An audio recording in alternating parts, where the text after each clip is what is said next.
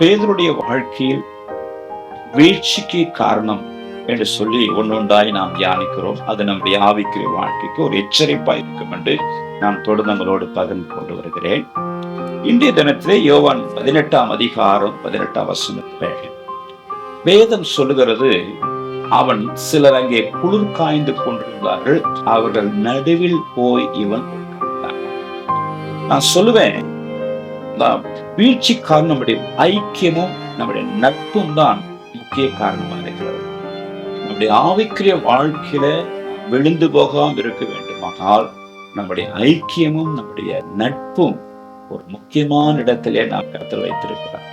நாம் உலகத்தாரோடு, கர்த்தரை பரியாசம் பண்றவர்களோடு, கர்த்தரை அறியாதவர்களோடு அதிகமான உறவுகள் வைத்து அவங்க நடுவில் இருப்போமானால் சீக்கிரமா நம்முடைய அபிஷேகத்தை இழப்போம், நம்முடைய பலனை இழப்போம், நமக்கான தேவன் கொடுத்த ஸ்தானத்தை கூட இழந்து விட வாய்ப்பு இருக்கிறது. பேதுருடைய லைஃப்ல நீங்க பார்த்தீங்கன்னா, அந்த தீய கூட்டாளிகளோடு, பொல்லாத மனுஷரோடு கூட நடுவில் அவன் போய் உட்கார்ந்தான். உடனே அவன் சொல்றான், நானல்ல நானல்ல நானல்ல என்று சொல்ல. என்ன, அவன் அழைப்பு எவ்வளவு முக்கியமானது, அவனை குறித்து தேவனுடைய சித்தம் எவ்வளவு முக்கியமானது.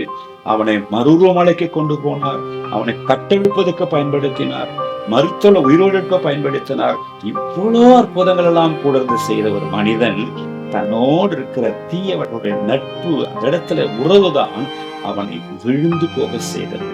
உண்மையா சொல்றேன், உங்களுடைய உறவுகளை, நட்பை ஆவிக்குள்ளோடு கூட, ஜெபிக்கிறோடு கூட, சபையோடு இருக்கிறோடு கூட, பரிசுத்தவான்களோடு கூட நீங்க இருக்க பழங்கள் விழுந்து போக மாட்டீர்கள்.